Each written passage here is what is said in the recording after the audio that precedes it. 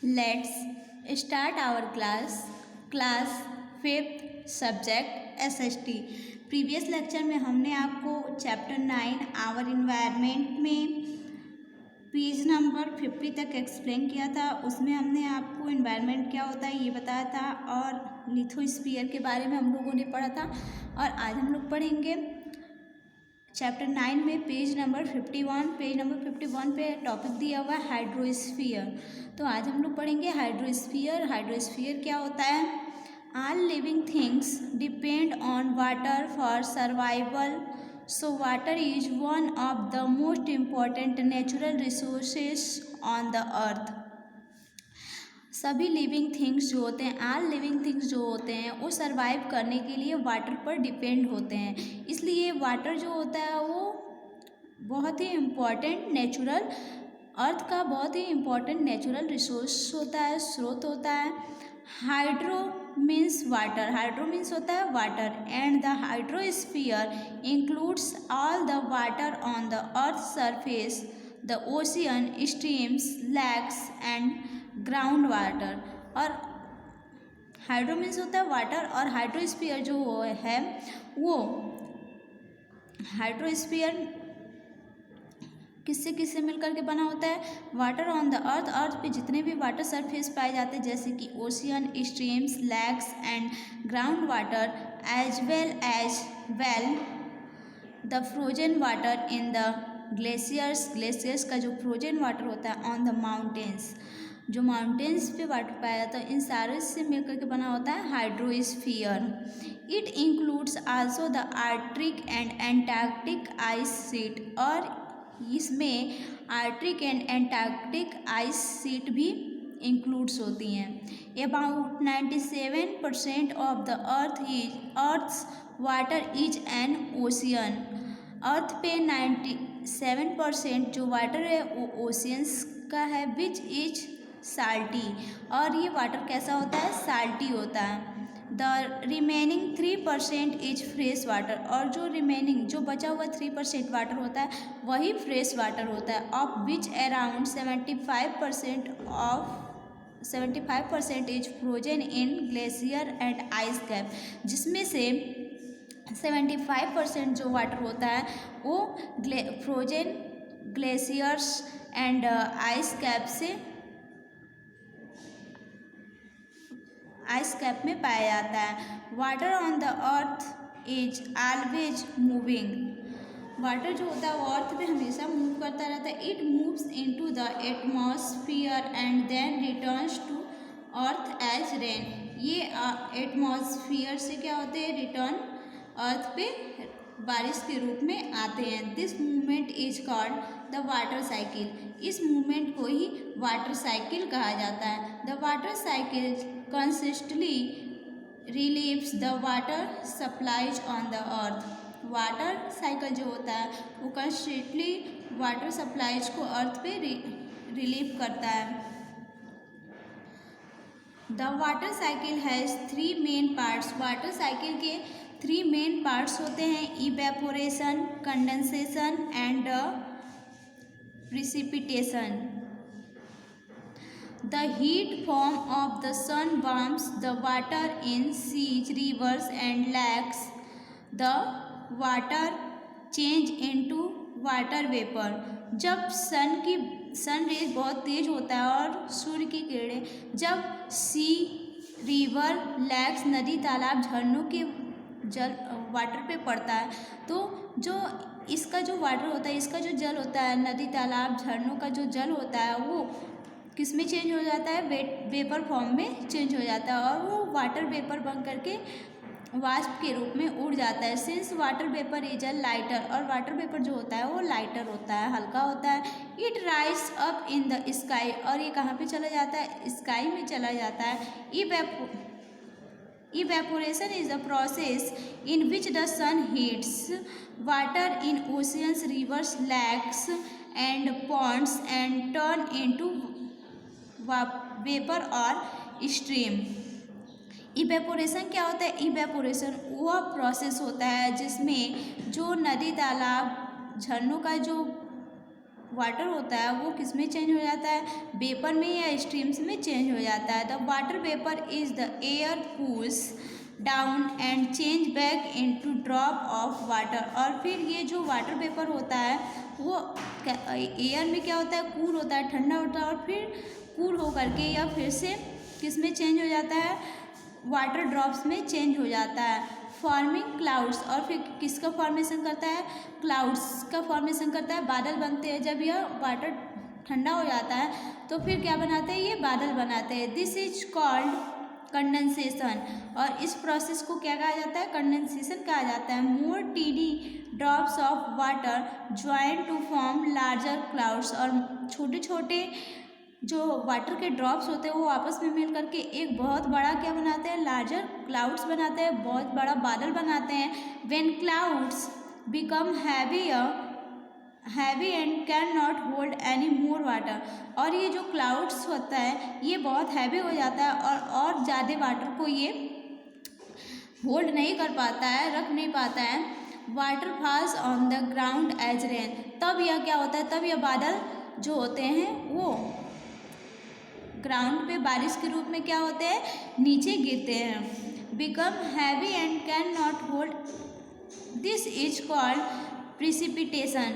तो इस प्रोसेस को क्या कहा जाता है, प्रिसिपिटेशन कहा जाता है। The rain water follow back into oceans, और जो रेन वाटर होता है वो फिर से क्या होते हैं, फ्लोज बैक इनटू रिवर, वो फिर से ओशियंस में, रिवर्स में, सी में, पॉन्ड्स में एंड लैक्स में भर जाते हैं। The sun again heat up this water, और सन जो होता है फिर से क्या करता है, इस वाटर को हीट करता है। And goes up again from clouds, और फिर से क्या बनता है, बादल बनता है। दस the water cycle goes on and on, और वाटर साइकिल ऐसे ही चलता रहता है।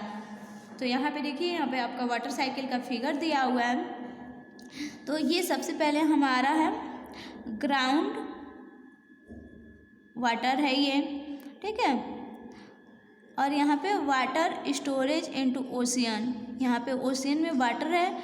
फिर ये जो वाटर, यहाँ पे आपका सन दिखाई दे रहा है। तो सन जो होता है वो क्या करता है कि जो ग्राउंड पे वाटर होता है, यानी कि जो स्ट्रीम में, रिवर्स में, पॉन्ड्स में, सी में जो वाटर होते हैं उनको ये क्या करता है, जब सूर्य की किरणें यहाँ तक पहुँचती है, सनरेज यहाँ तक आती है, तो ये क्या करता है, वाटर को हीट करता है। और फिर ये जो वाटर होती हैं वो क्या होती हैं, वेपर फॉर्म में चेंज हो जाती हैं, और वेपर फॉर्म में चेंज हो करके ये कहाँ पे चली जाती हैं, स्काई में चली जाती हैं। और इस प्रोसेस को हम लोग क्या कहते हैं, इवेपोरेशन कहते हैं। और फिर ये क्या होती है, यहाँ पे जो जब वाटर आ जाती है तो ये फिर क्या होती हैं, एयर के थ्रू यहाँ पे कूल होती हैं, और ये ठंडा होके फिर क्या बनाती है, वाटर ड्रॉप में चेंज हो जाती हैं, और फिर ये क्या बनाती हैं, बादल बनाती हैं। और जो बादल होता है वो बहुत ज़्यादा समय तक वाटर के ड्रॉप को होल्ड नहीं कर सकता है, तो फिर से ये क्या करता है, बारिश के रूप में पृथ्वी पे फिर से नीचे की तरफ गिरता है बारिश के रूप में। और ये फिर से नदी, तालाब और झीलों में क्या होता है, जो वाटर है वो भर जाता है, और ऐसे ही वाटर साइकिल जो होता है वो चलता रहता है। Our next topic is atmosphere. Atmosphere क्या होता है, when we breathe we feel a cool tingling sensation in our nostril. जब हम लोग क्या करते हैं, ब्रीथ करते हैं, तो हम लोग को यह फील होता है कि हमारी जो नॉस्ट्राइल होती है उसमें कूल एयर जा रही है, ऐसा हमको सेंसेशन होता है, ऐसा हम लोग फील करते हैं। What thing is been feeling by us, it is air. तो जब हम लोग ऐसा फील करते हैं तो ये क्या होता है, जो हमें कूल लगता है, ठंडा लगता है, इट इज एयर। यह क्या होता है, ये एयर होता है। Air is a part of atmosphere. Air जो होता है वो एटमॉस्फेयर का एक पार्ट होता है। The atmosphere is the colourless. Atmosphere जो होता है वो कलरलेस होता है एंड ऑर्डरलेस, और ये ऑर्डरलेस होता है। Layer of gases surrounding the earth, और बहुत सारी गैस की लेयर क्या है, अर्थ को घेरे हुए हैं। It is like a protective shield for us because it prevent the harmful rays to the sun from entering the earth। और ये सारी जो लेयर हैं वो सन के हार्मफुल रेज को यहाँ तक आने से रोकती हैं।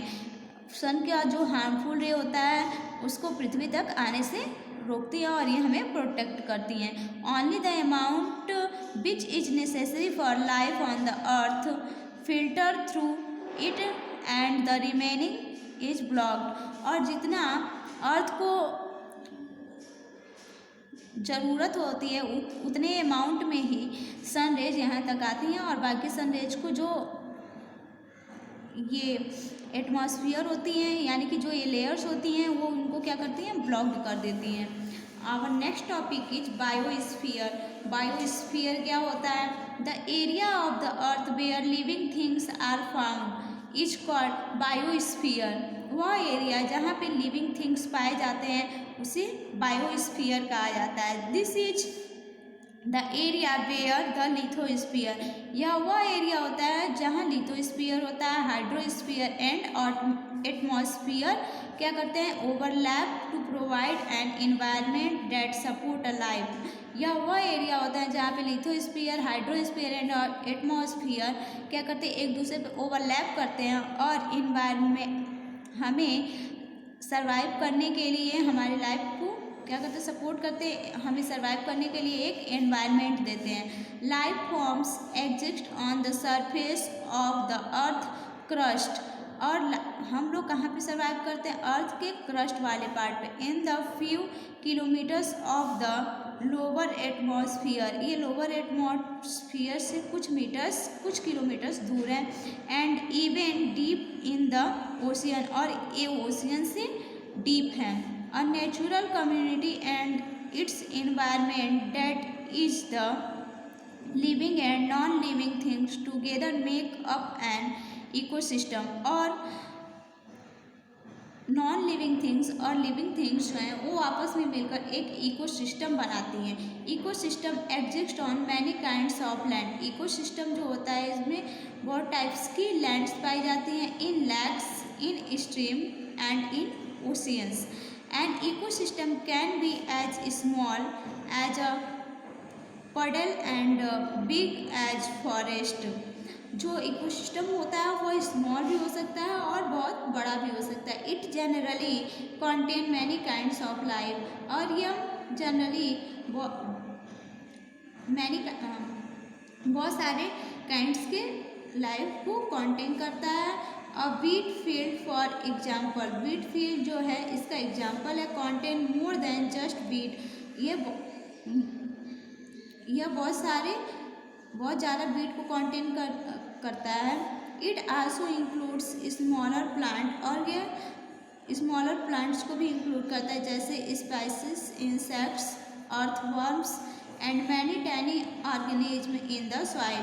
और इसके सॉइल में बहुत सारे छोटे छोटे insects, earthworm and micro organism भी पाए जाते हैं।